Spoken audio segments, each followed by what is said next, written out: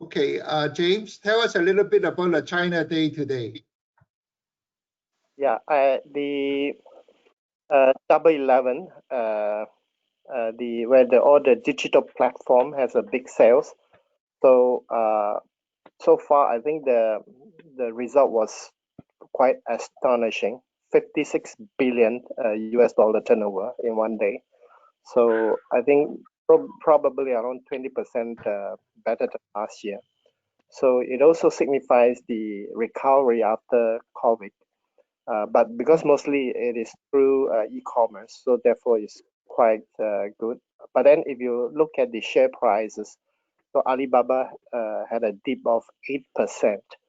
Mainly the government start looking into anti-monopoly law applied to those big digital platforms. So there was a clash of the technology shares. So it's a mixed picture today. Yeah. So in one hand, the response on the consumers are very good, but because of the regulatory movement, so the impact could be quite high for all those big dominant players of that platforms. Okay. So Larry, why don't we start start recording the discussion now?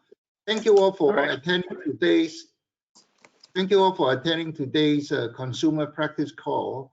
But actually, this subject would also has quite a bit of impact to financial service and other sectors. The title that we have today is about sustain and thrive.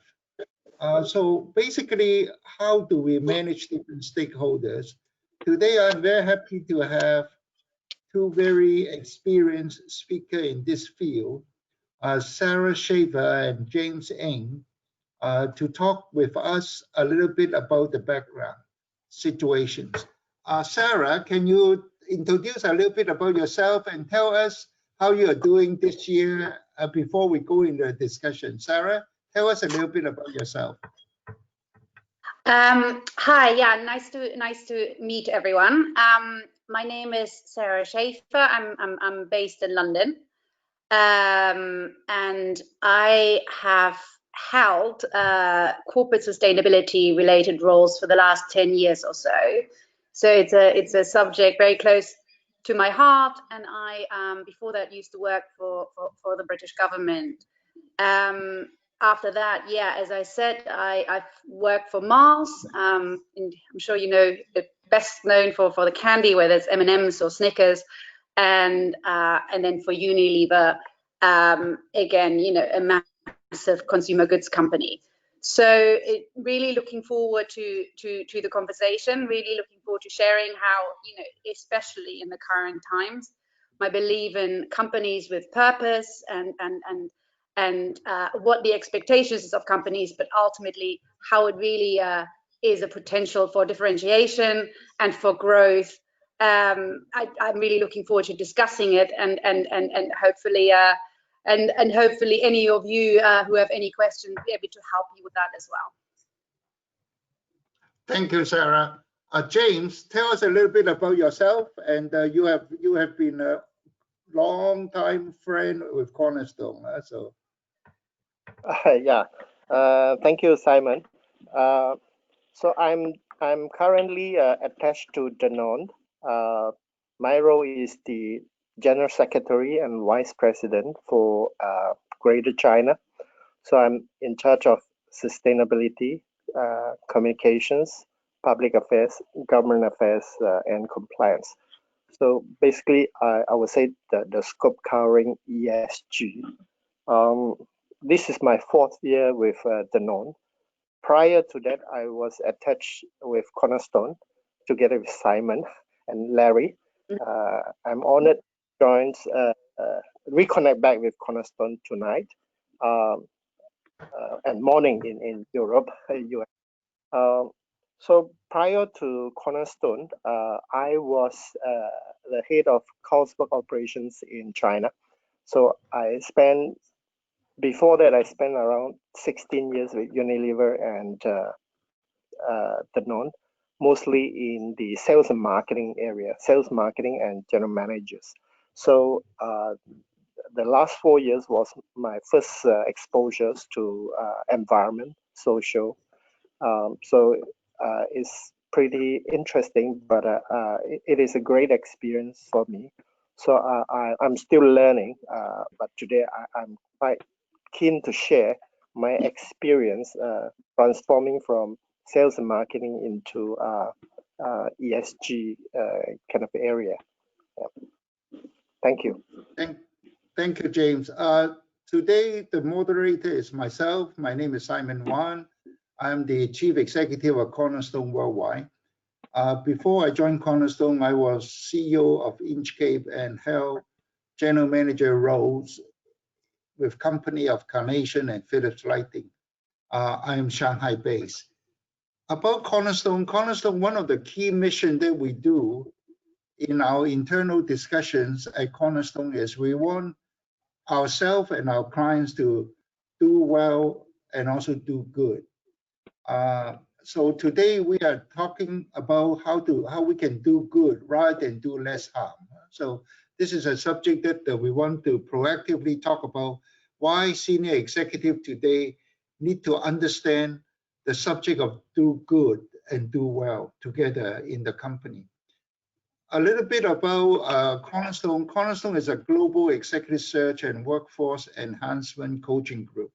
So we were founded in 1989 and has been receiving many awards from Forbes, from AESC, and from Hans Gannon. We are a 30-year-old network with 60 offices worldwide. And so we are very happy to organize this kind of webinar to really search for better answer for tomorrow. Today, the format is a chat format. It's not going to be a presentation, PowerPoint presentation by James or Sarah. We call it a fireside or relaxed coffee talks for Simon to ask questions to the panelists and they will respond. And then when time allows, we'll also take some questions from the floor. The session is also being recorded. So the time we have is until 45 minutes from now. So the first question I want to ask Sarah is, this COVID year of 2020, what does ESG means, or is it different to other years? Sarah, can you share with us about the difference this year on ESG? Yeah, so my first point would be, I think, as you said, I think ESG increasingly is seen as table stakes. So it's a question of compliance. The question now is, given that we are in this COVID environment where the challenges that we are facing are ever more urgent, there really is an opportunity for companies to differentiate themselves. We know from a company like Unilever that the brands that Unilever have that are brands with purpose grow 69% faster than the other brands. And certainly from a company like Unilever, the CEO would say that as increasingly retail moves online and the need for differentiation is more pressing than ever, consumers and external stakeholders expect ever more from companies in terms of how the raw materials are produced, what is being sold. I think it's, as I said, it's not just an ESG compliance issue in terms of what may be expected from indices, but as we are looking forward to building back better, it is quite clear that putting this agenda at the center of business growth is increasingly a massive opportunity. And as I said, several companies are already looking really to play harder in that space, because ultimately, unfortunately, we've all been this year preoccupied with COVID, but the challenges the planet and its people are facing are not going away. So while there is an immediate scramble to avoid recessions and to protect employment, it is quite clear that equitable, inclusive and sustainable growth is going to be something that is going to be front and center over the next 3 to 5 years. And what I would say to any companies is there really is an opportunity now to say, okay, how can we look at this in a progressive, forward-looking way that we get this competitive advantage apart from the fact that it's the right thing to do, to actually get to a regenerative space where you say, it's not about, as you said earlier, about doing less harm, but actually standing for with brands and products and its business model for achieving that better growth. Thank you, Sarah. James, you have been in this new role in the last 4 years, Danone. How do you see this year different to the other years?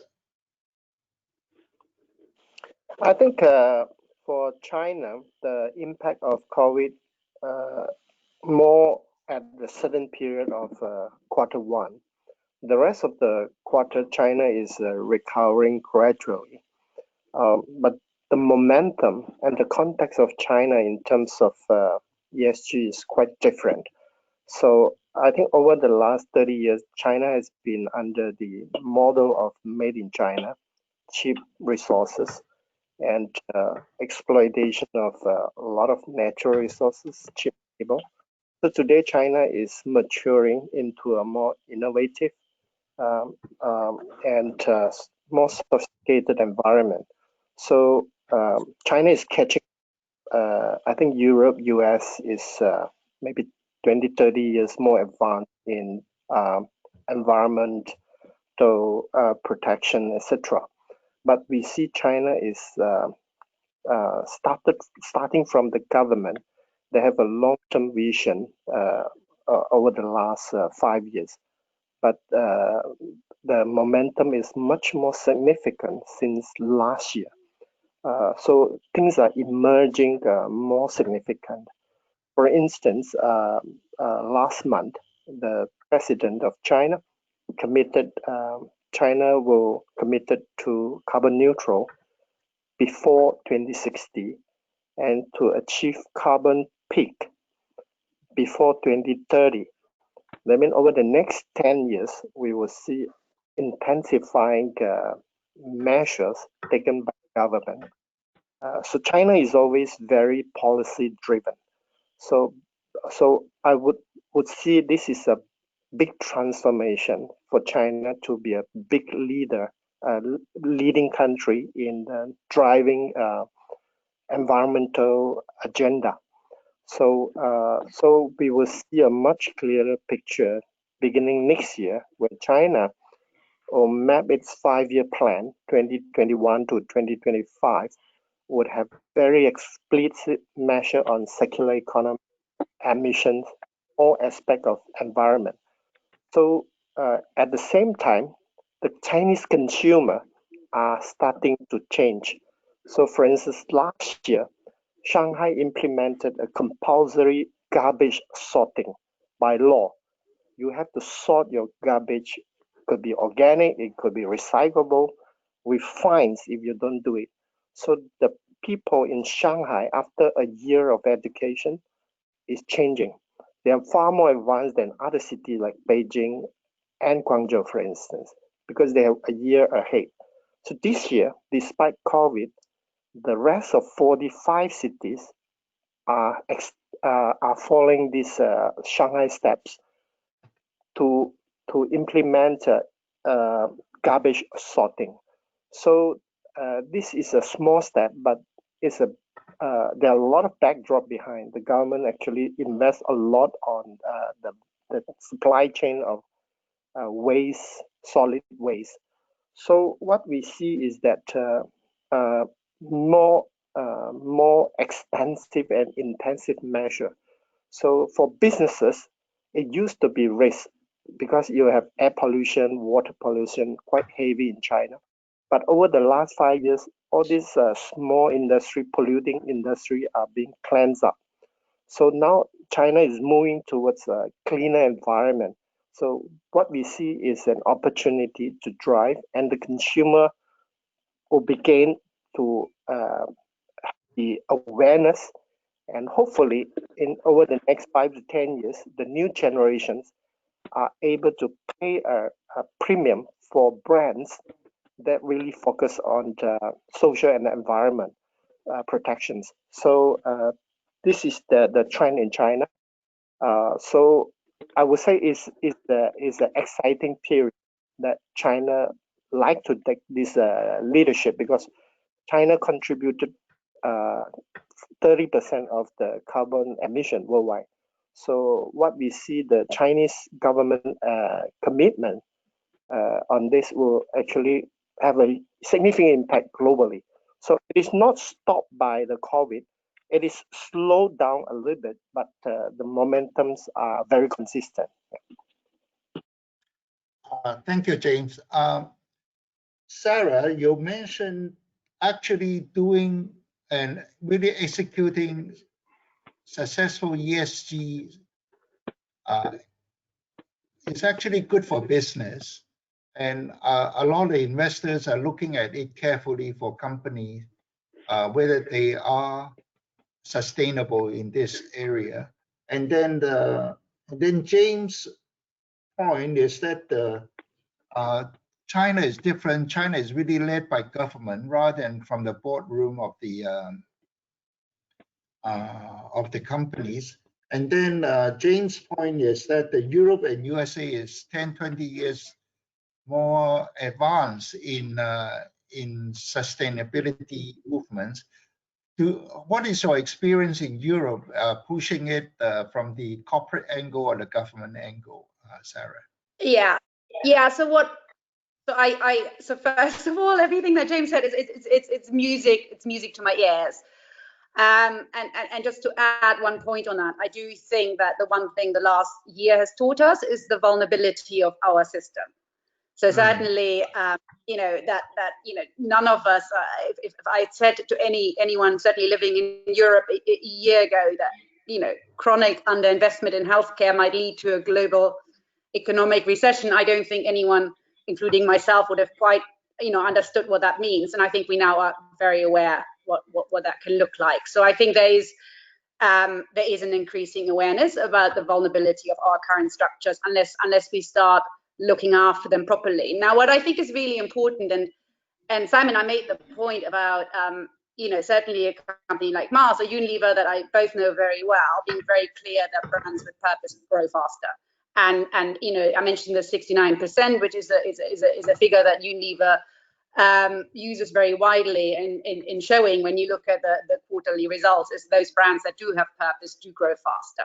So I think that speaks for itself, that it's not a nice to have or something to make you feel better, but ultimately that's where the growth projection comes from. But what I also think is really, really important is that when we talk about the Sustainable Development Goals, I think SDG 17 is really crucial, because that is about partnership.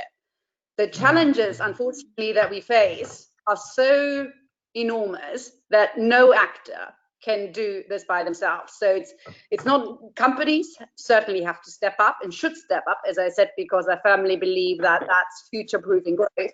But it's also, governments, it's NGOs, it's the third sector, it's the consumer, it's the citizen. I mean, all of us have to work together. And ultimately, what I would also say from a European point of view is, ultimately, certainly in the UK, where you have the Kyoto targets enshrined in primary legislation, ultimately, I think increasingly the way that growth is measured will shift. You will see it in reporting. Governments increasingly will regulate, because otherwise they can't reach these targets. So again, that would be my advice to companies, is another reason to get on the front foot, because unfortunately it looks like we're going to end up there anyway. So you may as well get that first mover advantage. And on a European level, it's interesting in terms of deforestation being such a big driver of carbon emissions, or you have human rights issues, that a lot of you're starting to see a lot of activities in the space about drives for EU diligence legislation. I work very much in cocoa, and you see it there on deforestation, but other commodities like palm oil linked to it as well. And again, part of it from a business point of view is this type of legislation and regulations are actually helpful because they create a level playing field. Because then, again, for companies, it's not something that they invest above and beyond, but it's part of doing cost of business. So it's a level playing field. So again, I think that type of government intervention and government partnership is crucial, and we all have a role to play. And the closer the collaboration, I think the more chance we have for success. And the same is true, as I said earlier, when it comes to consumer awareness or being a citizen. Nothing is being done to you. We all have choices to make in terms of what we buy. So I as I said, I'm very encouraged. I don't know what it was great to hear about the separate garbage collection. I find certainly from a European perspective it fascinating how the plastics agenda has taken off very, very quickly. And I think nobody really anticipated when it became such a big issue, which wasn't actually, although there was some government regulation and some EU intervention, and it was ultimately, David Attenborough, a very esteemed conservationist, who did a big program about plastic in the oceans, and really caught everyone by surprise how it really persuaded the public as a whole that it's not acceptable. So I think nowadays in the media environment that we have, it can shift very, very quickly, and it can come from, as I said, from organizations or people that you may not think of right now. It's just change is quicker than it used to be. Sarah, you have been helping companies like Mars and Unilever and others, and you have been on government service. How do you see the board of director look at the Morgan Stanley kind of an index on ESG? Is this also driving behavior in the board level? Tell us a little bit more about your understanding on the Morgan Stanley index. Yeah, I think, as I said earlier, I think the way that we measure growth, rather than having just the cost of the financial value, but also what we call the social environmental costs that are involved in production and manufacturing, will increasingly be taken account. And I think that trend is only going to continue. And there are a number of initiatives that Paul Pullman, for example, the former CEO of Unilever, led in that respect, is to just that we redefine how we measure growth. James, about in East Asia that you have been working so much about China, but you said within your work now you are also focusing on more developed countries like Japan and other countries in East Asia. Do you see the difference in emphasis? Yeah, I think obviously, I think Australia, New Zealand, and Japan, they are relatively more developed and more bottoms up. So you do have a lot of NGOs, alliances work together, and communities to support these initiatives. But the main difference in China, if you look at the way China managed COVID, is strong top-down, very strong machinery. So the leverage of the machinery, government machinery. So what we see for the time being is it is the same. For instance, the government tried to improve the quality of the company listed in the stock market in China. So you have around 3,000 over companies, big companies that listed in China. So what the government did is that they tried to invite external validation. For instance, Morgan Stanley. We invited over the last 2 years. Morgan Stanley started to include about 200 to 300 top Chinese public listed company into its ESG index. So this will help to improve the transparency and the governance of Chinese companies. And at the same time, the regulator of Chinese financial area is also accelerating this by having additional requirement. For instance, when you do IPO, ESG are required. So external validations are normally lacking in China. Transparency is an issue. So what we see started from the government, and then it encouraged sector by sectors to drive this.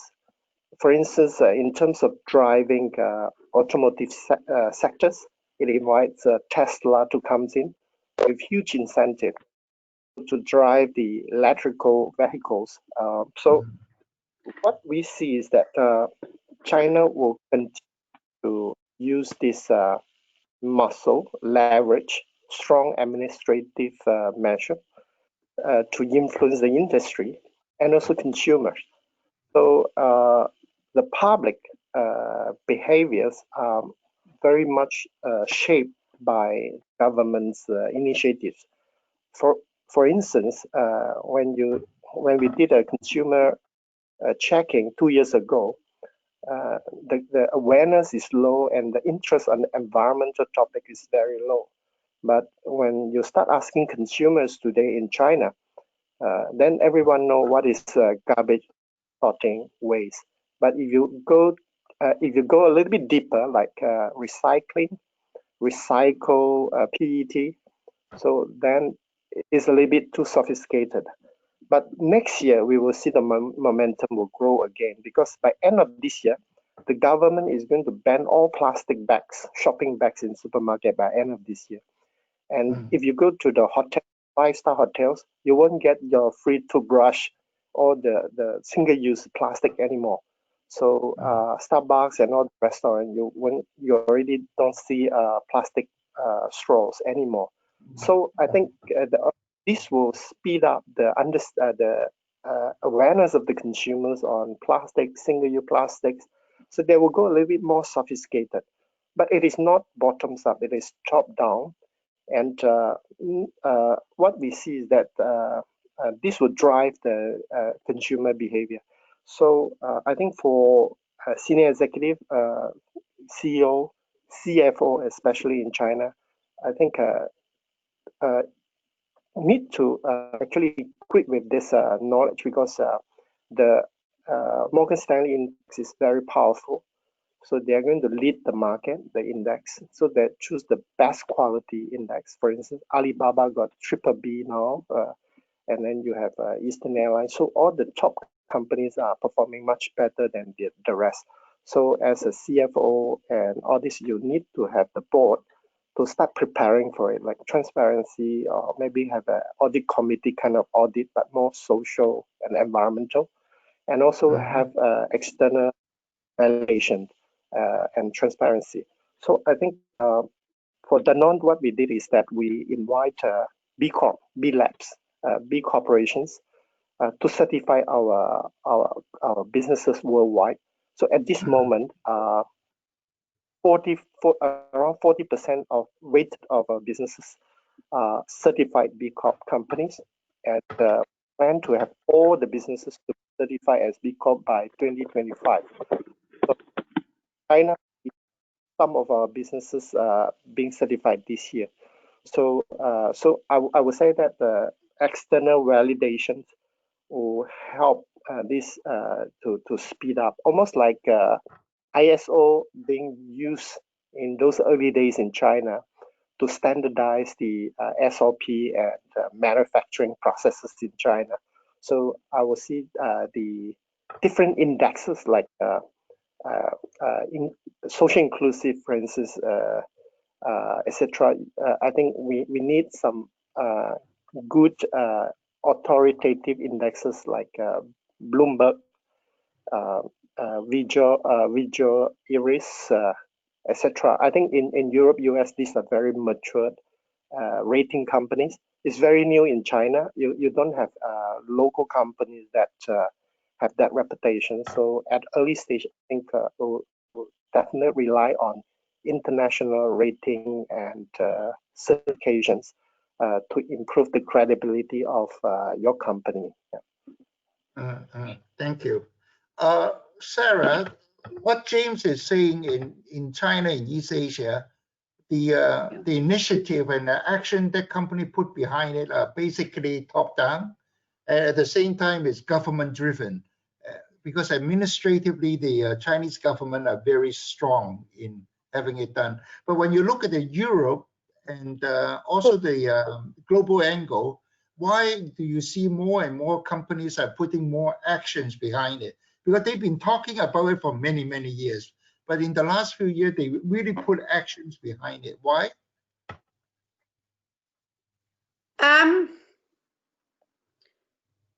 I think it's a combination of factors. I think unfortunately the truth is that the challenges are becoming more urgent. So the awareness is more urgent, and the expectation of a company to be a leader in the space. And you talk about the Morgan Stanley index, but if you look at the Dow Jones Sustainability Index, or they've been around for a while. I think compliance and to look at your own supply chain or to look at your own operations used to be what companies were expected to do. I think perhaps because of perceived slowness of governmental actions, the expectations of companies, what they can do and the positive role that they can play in the space has increased from NGOs. And what you also see is from shareholders. I mean, again, a company like Unilever would tell you that it's survived COVID in a relatively fit space and continues to grow because of its very, very strong stance that it took with a Unilever sustainability plan and its very strong commitment to brands with purpose. So I think it's a combination of factors. I think what James has said is also right, is that it's changing. It's changing very quickly, and so for companies now, when they look at their own future and how they want to stay relevant, it's increasingly non-negotiable, and not just to do less bad or to minimize negative environmental and social impact, which indices might be important for investors, but also in terms of attracting talent and retaining talent. I think especially if you look at a generation of now leaving university or that may already be in the workforce, their expectations of what a company's role is in terms of tackling the challenges that we face is much higher than it would have been 10 years ago. So I think, again quoting Unilever here, I think in the top markets where talent is an issue, you find Unilever being always in the top of any LinkedIn profile or any LinkedIn ratings. So I think there's a number of factors that are coming together, which have made this agenda more important than ever. And as I said earlier, I think the ESG reporting and the expectations, in my point of view, given where we are, will only become more and more important. So it's not a static piece. It's something that, you know, it's worth for companies to really look ahead and to understand where the next piece may go, which when you know, unfortunately, if you analyze, you know, current emissions and current trends, this is not something that we're not going to talk about next year. It's something we're going to talk about next year even more. Mm-hmm. Thank you, Sarah. To recap on what you described, the points you make are a little different to James. Is first is actually for the brand, it has to build with a purpose. This is one of the points that you mentioned today, and it is also a way to stay relevant long term. Huh? And one interesting point, being in the talent executive search and coaching business, you also mentioned it is increasingly a requirement to attract and retain talents. So to this year, with all the COVID situation, actually we see a lot of stress in the employees, and also being work from home, and with a lot of crisis, and many people lose their job and that kind of thing. How do you see the health and wellness issues of employees? Could it be part of the ESG model? Sarah, how do you see it? This is a question from Toronto Cornerstone.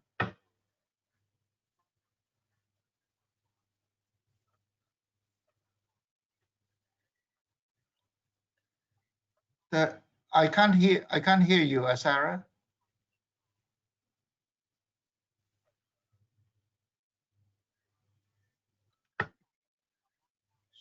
Sarah, I can't hear you. Can you talk? Sorry. Can you just repeat it? It's a bit of a slow line. How the health and safety element of employees? Yeah, being in the COVID-19, a lot of people are working from home, and actually has created a lot of stress for health and wellness among the employees. Can you hear me now? Yes, I can now. Yeah.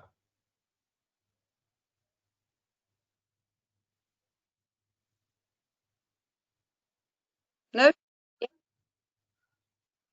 I can't hear you, Sarah.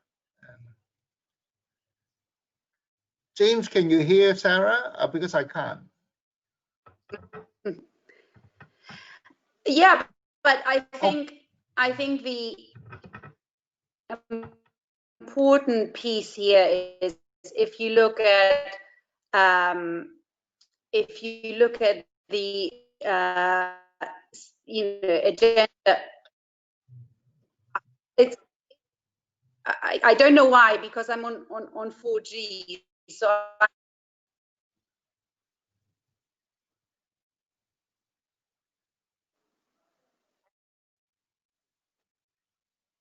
Sarah, on the talent side, how does the company can use the ESG model in terms of the existing talents that they have in their company? James, do you have some input you might want to share first, James?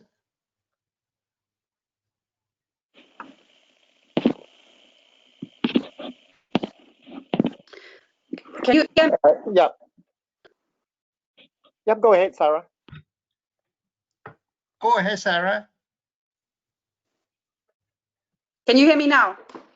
Yes, I can now. Great. Yeah. Well, I think that's the point. If we look at the ESG model, yeah, I think if we look at the ESG model, and if, as I said, we go a bit above and beyond that, and we actually look at the framework that the Sustainable Development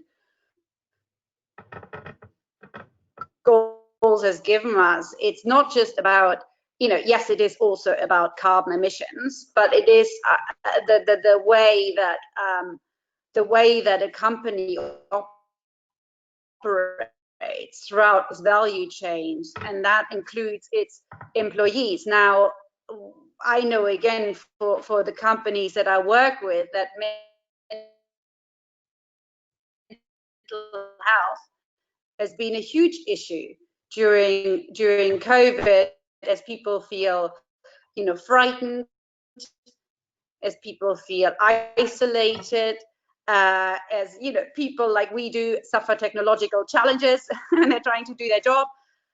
So I think the purpose that I'm talking about it's really a holistic approach. So that's for any company that is serious in the ESG space, and as I said, it's not about box ticking of an index. It's just what type of company do you want to be, and how you treat your own employees, and how you treat anyone in your supply chain and your value chain is all equally as important. So for me, COVID brought to life the responsibilities that the companies have in the current climate to really make sure they take a approach not just to environmental issues or social issues. Mm-hmm. But a lot of companies today, actually, they are downsizing. Yeah. In a situation where the company is downsizing, how can they still manage a positive kind of index in ESG on the employee side then? Sarah, what is your view?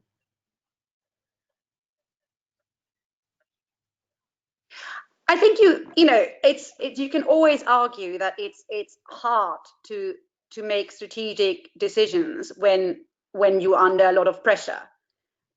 My point to you would be, and I think that when we look at truly successful, sustainable as in terms of long-term profit companies, is what they do is especially at these moments when there are a lot of pressures to take to make the right decision, because ultimately, unless you want to crash and burn and protect your results for the next quarter or so, but you take a little bit more of a long-term approach, ultimately doing the right thing and having that purpose will pay off. Okay, thank you. It's a very good point. Thank you, Sarah. James, we talked about a few days ago, we said some 15, 20 years ago, when you are a CFO or general manager, this subject is not very important in discussion on the board level, but now it is the ESG, the sustainability, and also the growth requirement. How do you see, what are your advice to executives today? If you are a general manager and CFO today, what are the one or two qualities you say that is very important for the future, James? Yeah, I think the impact of environmental crisis is very obvious, especially to the young generation. They're going to face it. And in China, the old generation of, for instance, consumers are very different from the young one, because the old consumers, they are starved of material pursuit. But the young generations, they grown up in a one-child family, so they're well equipped with material stuff. So the attitude of a young consumer and young employees are very different. So today, multinational, a job in multinational is not the preferred one. So they preferred technology or companies with purpose, or even startup. So the loyalty becoming very low. So for companies to sustain these talents, you need something else more than P&L. So you need innovation, either technology, or you have a strong purpose that differentiate yourself better than others. So at the same time, we also see the changes in roles. Like for instance, if you are the CEO, you are looking for a marketing director, and your product happen to be automotive, beers, something that use plastic packaging, paper packaging. The product manager, if they do not understand circular economy, they just know how to cut price. That's no longer valid. They need to manage the value chain, the indirect supply chain upward. They need to make sure transparency, not just compliance, but doing much better than competitor and become part of the proposition of your brands. So, so I would say that the role of brand managers, product managers, purchasing are all will be transformed very obviously for future to win the future market. So the future generations are becoming your consumer, your supply, your ecosystem, and even your financials. So, so ESG is a must. So for I think for Danone, what we did is that we go beyond ESG. We put in one planet, one health as our vision. So in our name card, we have that. So for our purchasing manager, we call circular economy and purchasing manager. So that is integrated as their role.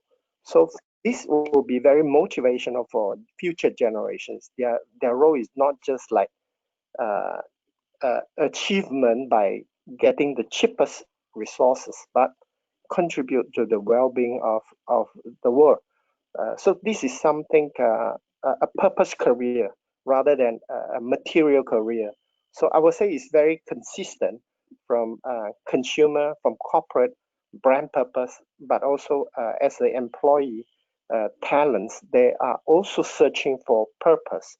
So I think for a company to sustain and not neglected by the future consumer, they have to start putting strike a balance now to move forward. Yeah. I think that's absolutely right. I think that's absolutely right, James. And I think in the end, you know, you said earlier, Simon, that perhaps East Asia is a little bit behind here in terms of Europe certainly and the US to some extent. But I really stress what I said earlier. I would discourage anyone for being complacent or seeing that as a given. Everything that we see nowadays is that we communicate. I mean, if COVID has taught us one thing, is how globally connected we are and how quickly stuff travels, and ultimately, when you look at technology or other pieces, how well we are connected. So I think what would have taken, even 5 years ago, a couple of years for things to be adapted elsewhere, nowadays it's a matter of days.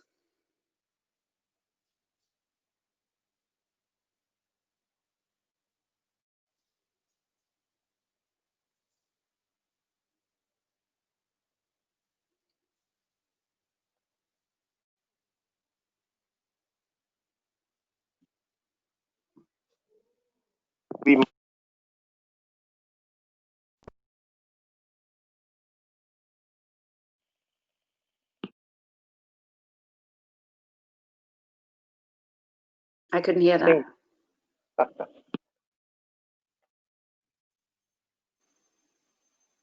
Oh, now you're back, James.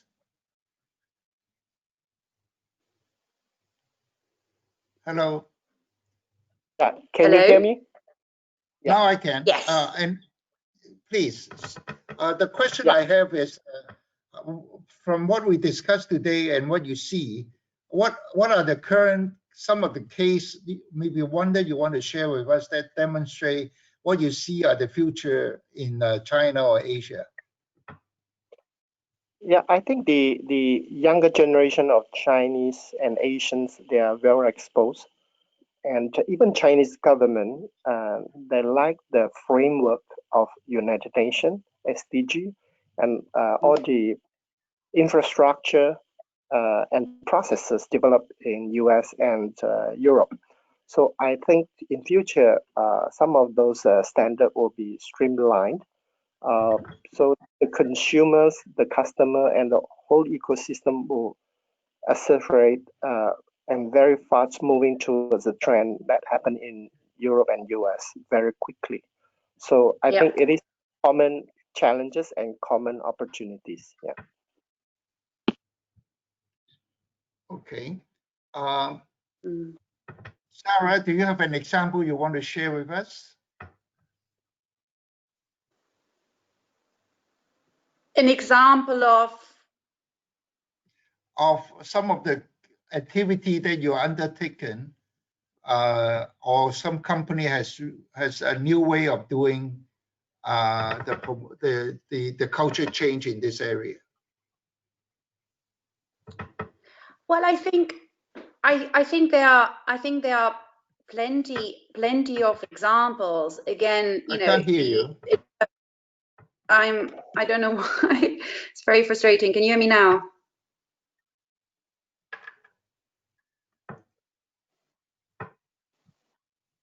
No.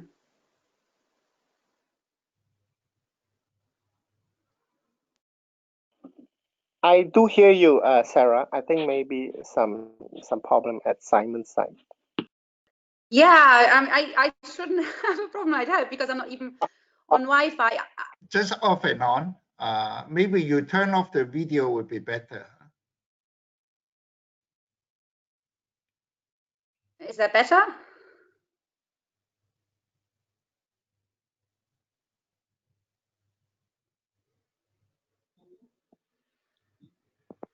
Okay. Hello.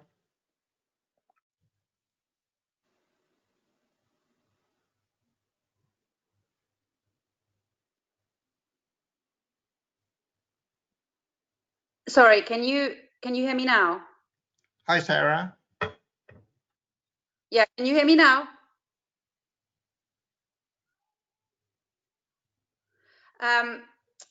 Yeah, again, I mean, if I just quickly, and if you can't hear me, just let me know. Now we can. Now we can. Yeah, so if you look at the brands that are really growing fast, again, like if you look at it from a Unilever point of view, are the ones with purpose. Now, if you look at established brands like Ben and Jerry's, for example, that very clearly, the ice cream very clearly have a purpose and a social mission, and we're set up with that social mission. Again, those are brands that are growing very quickly. I think increasingly companies or people are looking at their own diets and their own meat consumption. So again, we find, like, in terms of food brands, the one that actually offer non-meat options are growing faster than other ones. So I think you are seeing real shift in behavior. And what people, what in terms of, if you now go to the supermarket, in terms of the what is on offer is shifted, and again, the pressure companies are in terms of the packaging and plastics, because of course that's very visible. So carbon is a bit like COVID, you can't see it very well, so it's always a bit harder to understand. But I think having an ocean full of plastics, or having bottles in the streets, or pollution, is something that people do feel very strongly about. So I think, again, the companies that are leading in the space of reducing their packaging, or certainly going through recyclable context or biodegradable content are the ones that are doing really well.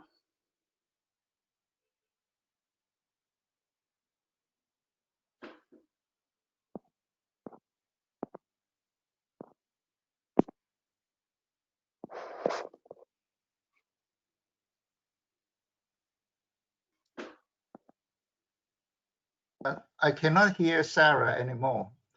Okay, I have the last thing that she mentioned is about the packaging.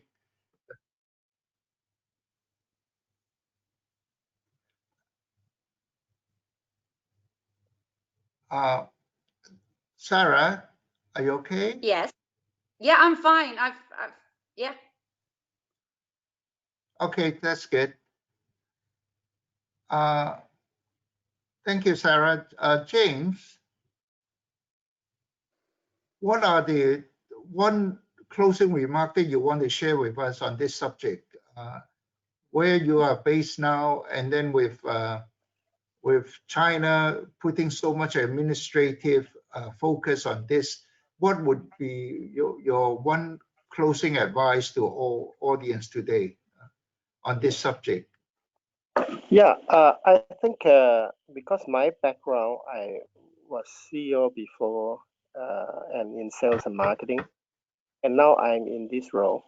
So I often hear people mention about the difficulty to strike a balance between short term and long term. In one hand, CEO are expected to deliver quarterly results or even monthly P&L, and at the same time, you need to invest on mid-long term. So I think these are the skill of future CEO that to deliver both, strike a balance in the future. I mean, how precisely you leverage has to strike a balance. It is a decision that one has to take, because the market and the customers and the culture of your staff are changing also. If you don't change, actually you will lose out a lot of the young potentials. So the question is, how good a CEO will be measured, like how precisely you leverage your resources to have both, right? So I mean, how precise you are able to drive your brand values. Sarah, I cannot hear James. You can't hear me? Can you hear me? I can hear him. Yeah, I can hear you, James. Yeah, Simon, can you hear me? Yeah, I think Simon lost me. Hi, Simon. No, but I can hear you, James. It's like, yeah, the power of technology, huh?